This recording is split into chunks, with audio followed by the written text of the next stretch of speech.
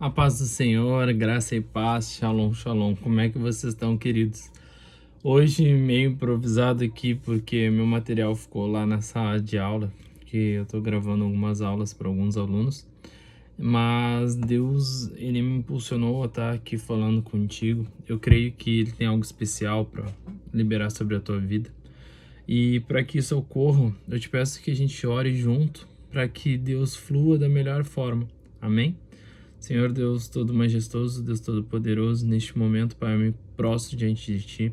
Que não seja eu ministrando sobre a vida de cada uma, seja o Teu Espírito Santo liberando aquilo que está no Teu coração, Pai. Me usa apenas como Teu instrumento, Pai. E eu te peço que cada um que tenha assistido esses vídeos esteja com seu coração aberto, a somente receptivo à Tua palavra. E que essa palavra não seja apenas uma simples palavra, mas que ela mude, transforme e purifique vidas. Eu profetizo um novo tempo sobre a vida de cada um, em nome de Jesus Cristo. Que a Tua graça se instaure, Pai, em nome de Jesus. Amém. Irmãos, essa palavra eu estava até pesquisando. Deus me deu ela há alguns dias e eu acabei anotando ela. E hoje, quando eu pensava, Senhor, o que Tu quer falar com as pessoas? Ele me lembrou dessa palavra.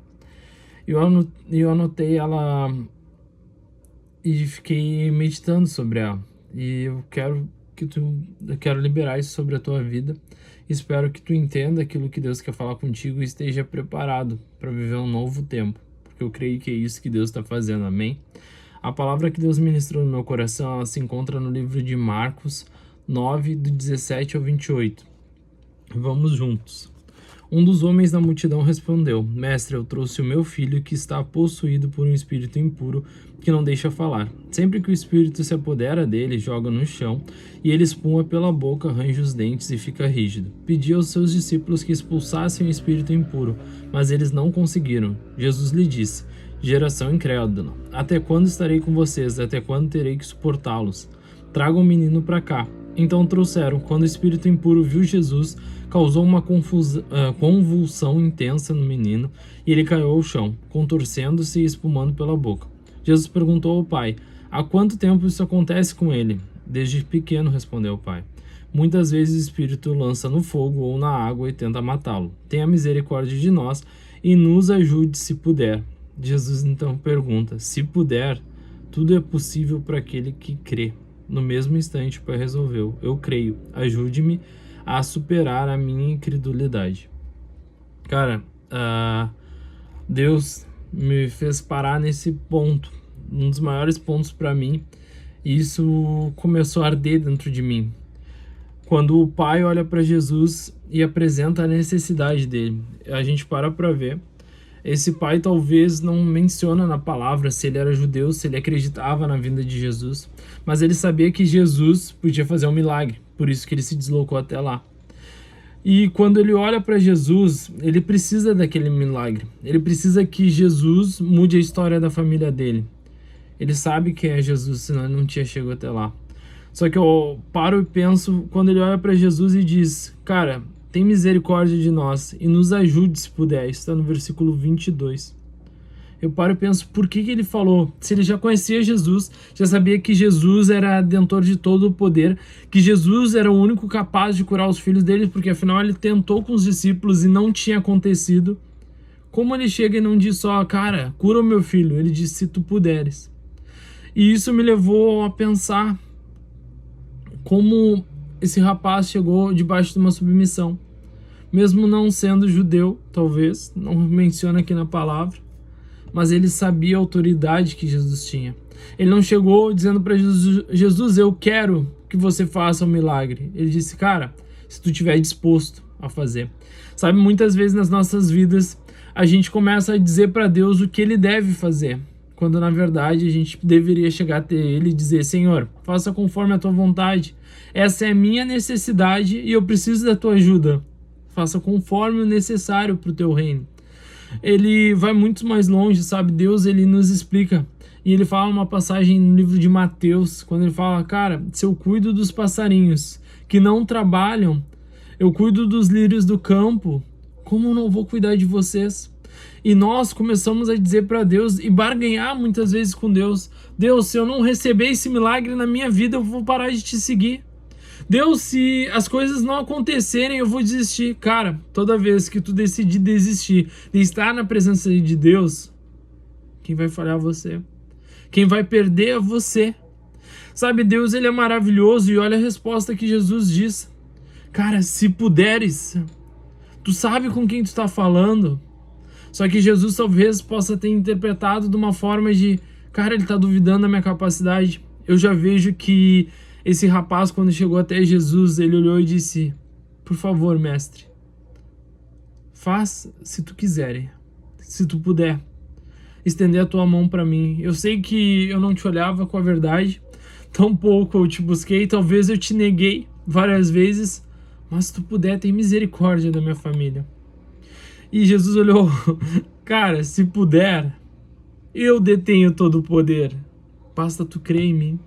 Sabe, Deus, ele tá liberando essa chave para ti. Não sei o que tu tá passando, não sei o que tu tá vivendo, mas eu quero que tu chegue diante de Deus e fala: Deus, olha para mim. Sei que eu tenho falhado, mas olha para mim. Me perdoa pelas minhas aflições e que seja feita conforme a tua vontade.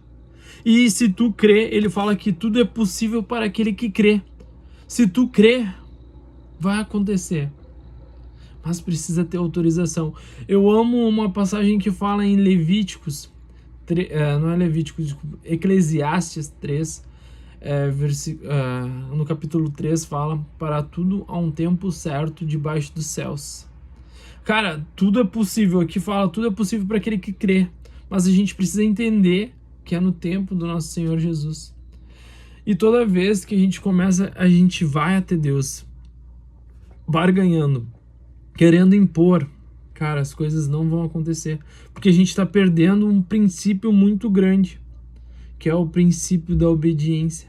Sabe, Deus deixou a oração que a gente vê muito em Mateus, muitas pessoas falarem, que seja feita a tua vontade, assim nos céus como na terra. Então a gente entende que a ordem é, cara, Jesus, tu tem permissão, tu quer fazer, e nós temos que entender isso. Então, para mim, a resposta do pai, ela foi muito mais surpreendente do que eu esperava. Ele podia só olhar para ele e dizer: então Jesus, me ajuda, então Jesus, eu creio, cura meu filho. Não, ele diz: Jesus, eu creio, e me ajude a superar a minha incredulidade. Quantos de nós clamamos, oramos, mas verdadeiramente não cremos? Sabe, eu paro para pensar, e toda vez que eu leio a palavra crer, eu levo em consideração aquela que é a tradução da palavra crer. Crer é tomar como verdadeiro tudo aquilo que é imposto, tudo aquilo que é falado. Então, quando a gente decide andar com Jesus, a gente fala: não, eu creio em Jesus, mas se a gente não anda conforme o que ele nos ensina, nós não cremos. E eu vejo ele olhando assim: cara, perdoa a minha incredulidade. Perdoa, Senhor, de eu ter chegado aqui de uma forma onde eu creio que estou dentro de todo o poder, mas eu não verdadeiramente creio. Sabe? Eu acredito que o poder está em ti, senão eu não tinha vindo até aqui. Mas eu ainda questiono se as coisas podem acontecer, quando na verdade a gente só precisa crer. Fala em Hebreus 11:1 que a fé é o firme fundamento das coisas que não se vê, mas se esperam de Deus. Cara, confia. Deus vai fazer na tua vida. E eu vejo então que Jesus então vai contar ao longo da história que ele repreende o espírito ruim. O seu filho então é liberto, salvo, e as coisas aconteceram conforme a vontade de Jesus. Só que enquanto eu meditava sobre esse livro, né, sobre essa passagem, Deus me levou a outra passagem, que se encontra no livro de Marcos 8, do 11 ao 14, que vai falar o seguinte. Marcos 8, do 11 ao 14. Alguns fariseus chegaram e começaram a falar com Jesus. Eles queriam conseguir alguma prova contra ele, por isso pediam que ele fizesse um milagre, para mostrar o seu poder e que o seu poder vinha mesmo de Deus. Jesus deu um grande suspiro e disse: "Por que as pessoas de hoje pedem um milagre? Eu afirmo a vocês que isso é verdade. Nenhum milagre será feito para essas pessoas." Então Jesus foi embora, ele subiu no barco e voltou para o lado leste. Cara, quando eu junto essas duas passagens, eu começo a pensar, e o Espírito Santo me levou a refletir. O que levou o sucesso de um a receber o milagre que precisava e o insucesso de outros? Sabe por quê?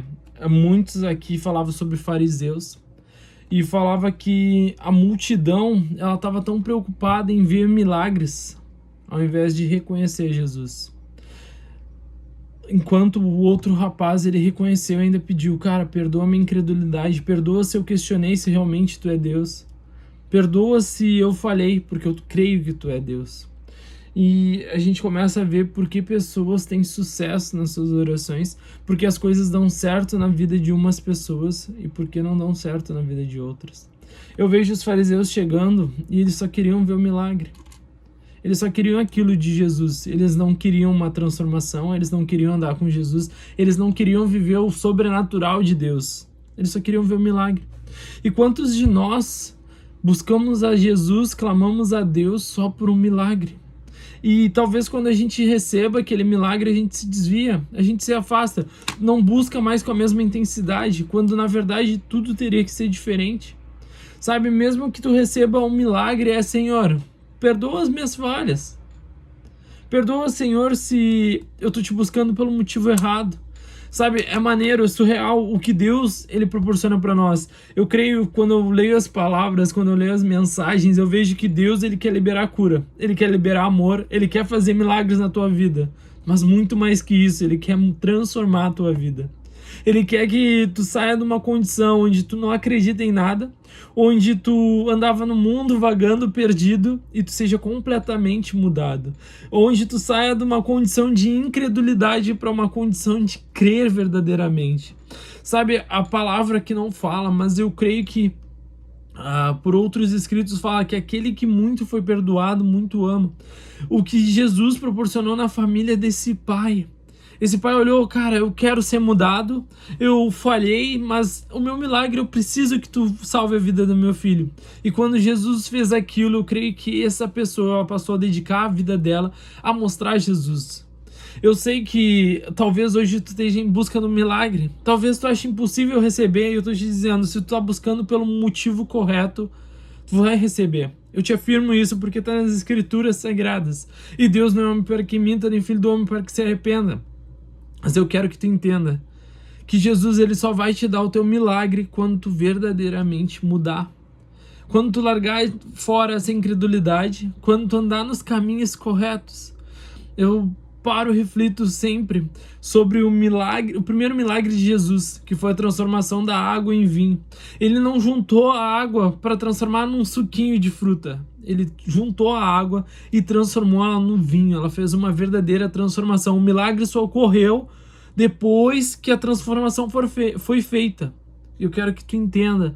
Talvez hoje, o início da tua caminhada, tu se sinta como uma água. Só que ao longo desse processo, Jesus vai te transformando para que tu receba o teu milagre. Talvez seja a cura, mas Deus, ele está trabalhando em meio a essa tempestade para que tu cresça emocionalmente, cresça espiritualmente. Só que tudo depende de ti. Tu pode ser essa multidão que chegou só buscando os milagres de Jesus, ou tu pode ser esse pai que busca a transformação, a restauração do lar. A esse pai que clama e olha: "Jesus, eu quero os teus milagres na minha vida. Eu quero viver o novo contigo." Não só um milagre, vai ser muito fácil. Vai ser maneiro tu curar o meu filho e as coisas seguirem como era. Mas eu quero uma mudança real. E é isso que eu e tu temos que buscar verdadeiramente. O tema dessa mensagem é: peraí, se puder. Porque se Jesus é o Todo-Poderoso, se a gente crê em Jesus, cara, se tu tá assistindo esse vídeo é porque tu crê em Jesus. Tu tem uma esperança que Jesus muda. Mas e por que tu pensa, será que ele pode fazer? A pergunta é: quando ele vai fazer? E se eu estou caminhando para que isso ocorra? Se o Pai não se destinasse até Jesus, se o Pai não corresse até Jesus, será que as coisas iriam acontecer? Irmão, entenda, o teu milagre nunca vai cair de paraquedas. O milagre é o resultado de uma transformação. E transformação só ocorre quando você está buscando a presença do Pai. Quando você está tão cheio de Jesus que aquilo transborda. Eu quero te convidar essa noite, tu fechar a porta do teu quarto e clamar a Deus pedindo a tua transformação, para te abandonar a incredulidade, para que tu possa viver sim os verdadeiros milagres. Não seja essa multidão que só quer ver o milagre, queira ver a transformação de Deus na tua vida. O milagre vai ser uma consequência. Entenda isso, sabe? Enquanto eu assistia um podcast um dia, falava sobre todos nós ficamos muito preocupados com o propósito, ou seja, com o milagre. Quando na verdade todo milagre, todo propósito, ele precisa necessário se passar por um processo.